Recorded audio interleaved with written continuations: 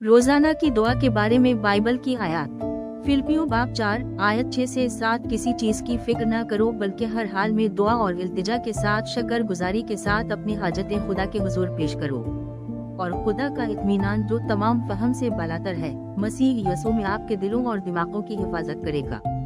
लूका बाब 11 आयत 9 से 10। बस मैं तुमसे कहता हूँ कि मांगो तुम्हें दिया जाएगा, तलाश करो और तुम्हें मिल जाएगा, दस्तक दे और दरवाजा आपके लिए खोल दिया जाएगा।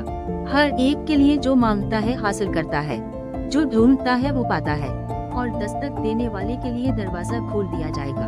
1 तीमुथियुस बाब 2 आयत 1 से 2 में फिर सबसे पहले दरख्वास्त करता हूँ कि तमाम लोगों के लिए, बादशाहों और तमाम मुक़्तदिरों के लिए दरख्वास्तें, दुआएं, शफ़ाअत और शुक्रिया अदा किया जाए, ताकि हम तमाम खुदा परस्ती और तक़द्दुस के साथ परामन और पुरसुकून जिंदगी गुजार सकें।